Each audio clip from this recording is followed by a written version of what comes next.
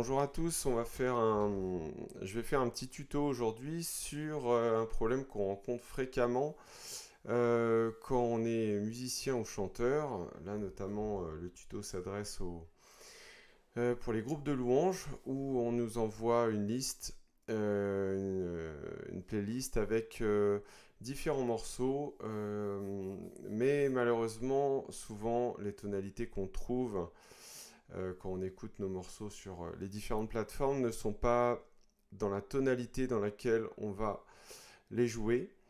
Donc c'est un petit peu pour vous expliquer comment on peut... je vais vous montrer un logiciel gratuit qui, je pense, vous connaissez peut-être, qui s'appelle Audacity, qui permet en fait donc de pitcher un morceau, c'est-à-dire de changer la tonalité du morceau sans modifier la vitesse du morceau. Et d'autres petites astuces qui pourront vous aider. Donc je vais faire comme si, admettons, on m'envoie un chant, mais qui n'est pas dans la bonne tonalité. Alors on va prendre un exemple, par exemple Ébloui de Dan Newton, qu'on connaît bien. Voilà, donc on est dessus, et on va, comme référence, le leader vous envoie ce lien-là, admettons, où vous le trouvez. Euh, donc la première chose à connaître, c'est dans quelle tonalité est joué ce morceau. Alors soit vous le savez, soit il faut le chercher. Donc soit tout simplement vous mettez le nom du morceau avec l'auteur en mettant accord. Ou si c'est un morceau, par exemple, je sais pas, on va faire Hillsong, Ocean, et puis on tape donc Kay, et on se retrouve avec évidemment les pubs. Donc la tonalité ici, Ré majeur avec la vitesse. Voilà, donc on reste sur Ébloui. Ébloui qui est également en Ré. Voilà, bon, il commence en Si mineur. Si mineur qui est la relative mineure de Ré.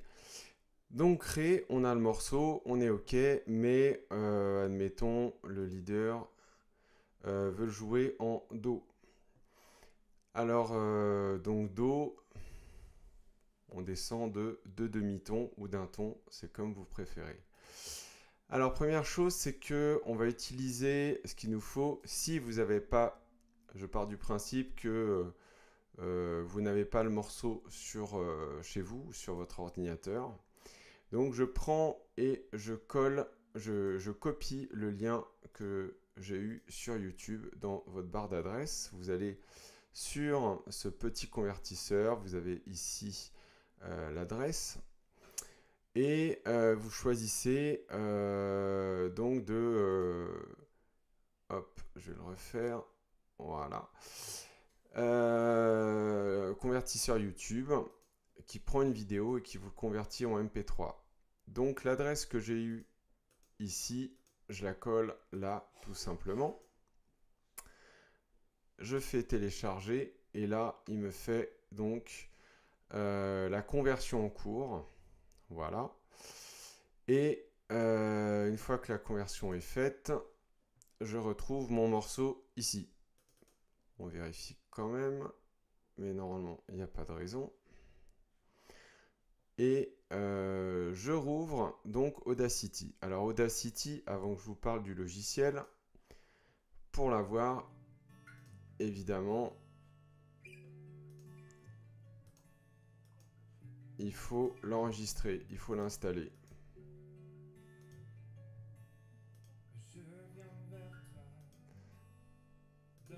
Alors pour enregistrer, pour installer Audacity, alors Audacity est disponible pour Mac et PC.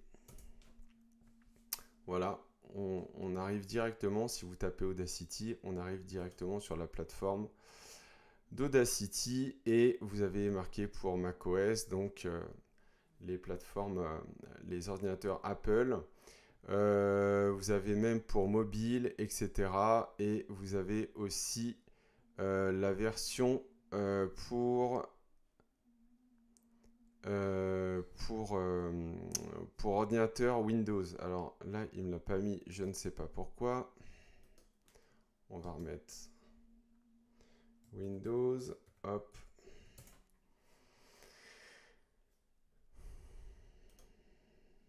Toc. Hop, hop, hop, hop. Pourquoi je ne le retrouve pas? Audacity. Voilà, excusez-moi, c'est moi. Donc, vous avez là Windows, macOS, Linux. OK? Donc, une fois que vous avez installé Audacity, vous retrouvez donc avec cette page-là qui est complètement nue. Donc, la seule chose que vous avez à faire c'est d'importer votre fichier. Donc, vous récupérez votre fichier, vous le faites glisser et il se charge sur votre page. Voilà. C'est un fichier stéréo, donc on a donc deux pistes. Voilà, donc le fichier fonctionne bien. Donc la première chose que vous voulez faire, on sait que le morceau est en Ré et nous voulons le mettre en Do. Donc on va sur changer la hauteur. Changer la hauteur, donc pour ne pas vous planter, vous pouvez choisir directement depuis, ok, votre tonalité d'origine, jusqu'à où vous voulez aller. Et on est bien à -2 demi-ton. On est bien en demi-ton, attention à ça. Voilà, et là, on fait la petite modif. Et on réécoute.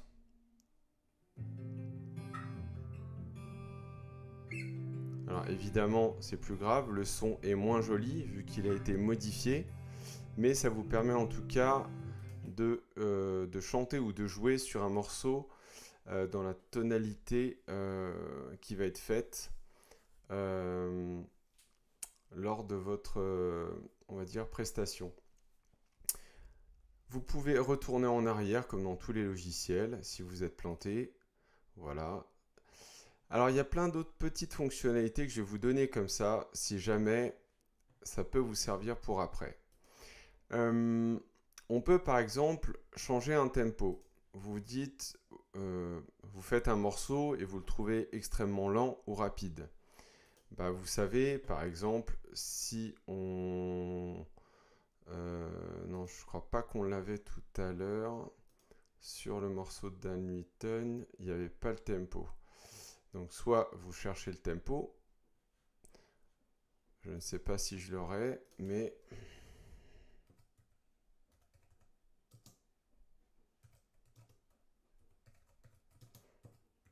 Donc BPM, hein, battement par minute, ou tempo, vous mettez. Et en fait, voilà, en général, et là je vois 76 déjà.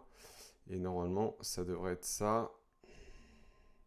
Voilà, en haut, vous avez tonalité,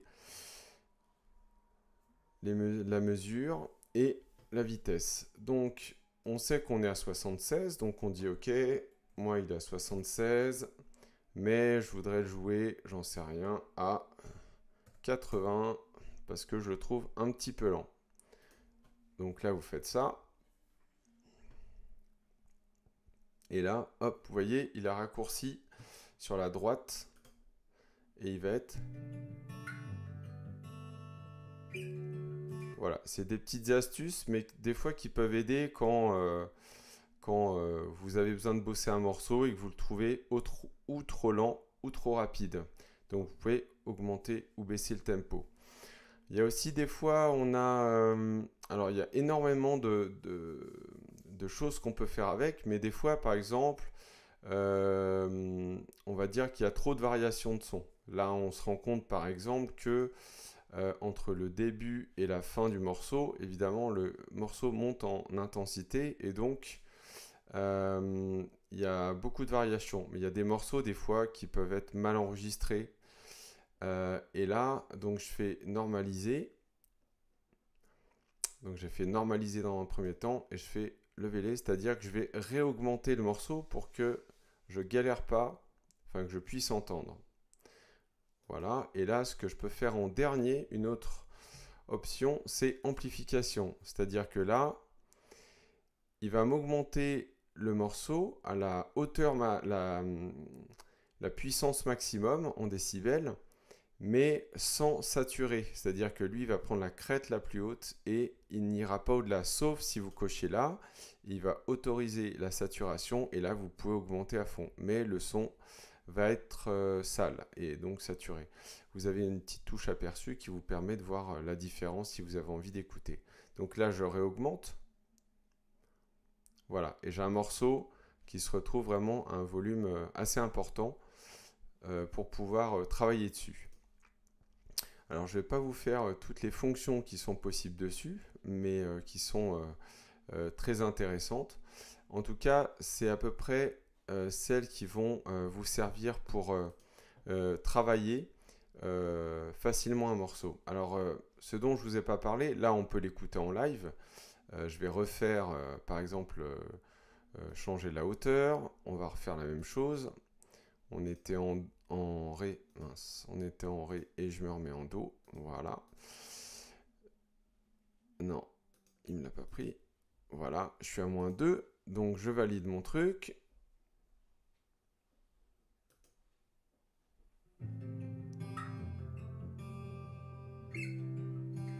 Voilà, et maintenant j'ai envie de l'exporter parce que je veux le garder dans mes fichiers de travail.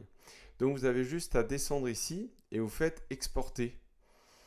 Alors, vous pouvez exporter que la sélection, c'est-à-dire je peux si j'ai envie, hein, parce qu'il y a aussi ces fonctions-là, c'est-à-dire que je peux sélectionner ça et je veux travailler que cette partie-là. Vous pouvez faire ça. En règle générale, on va dire qu'on utilise tout le fichier. J'exporte donc tout simplement. Fichier MP3. Voilà, vous pouvez choisir la compression. Bon, en général, on va dire qu'il y a minimum 256 pour que ça soit à peu près propre. 320, vous êtes au max. Au niveau qualité, vous pouvez joindre les deux canaux stéréo parce que vous en moquez de la stéréo, ou garder la stéréo. Et là, tout simplement, vous mettez dans votre fichier et vous sauvez. Et là, oui, il existe déjà vu que c'est mon fichier d'origine. Mais admettons, moi ça m'est égal, j'ai envie de le changer. Vous faites OK, c'est-à-dire que là on peut changer les titres, etc. Mais ça on s'en moque. Et là, il nous fait l'exportation et il nous la met à l'endroit qu'on lui a donné. Voilà. D'autres petites options, c'est un petit peu, ça ressemble aussi à Word et dans tous les logiciels un peu qu'on utilise, c'est ce que je vous disais. Ce qu'on peut faire, c'est couper, c'est-à-dire vous êtes dans un morceau, dit bah ça j'en veux pas, c'est trop long. Je peux couper et il va raccorder tout simplement les deux morceaux. Voilà. Je peux faire du copier-coller. Je peux dire aussi, ben voilà, j'ai besoin de cette partie-là et je veux supprimer tout ce qui va être en dehors de cette sélection. Il va me garder que ça, sachant qu'après, vous avez ça, je peux le ramener ici. Au départ, j'ai gardé que ma sélection. Donc ça, c'est une possibilité. Voilà. Donc oui, elle était là, la flèche d'ailleurs, pour revenir en arrière. Vous pouvez zoomer. Voilà, et on peut faire aussi plein d'autres choses, mais je pense que déjà avec ça, vous avez de quoi faire. En tout cas, le but, c'est vraiment de pitcher un morceau, de changer la hauteur quand vous avez besoin de travailler tranquillement à la maison et de sauvegarder vos morceaux. Voilà, j'espère que ça vous aidera pour répéter, pour travailler les morceaux. À bientôt.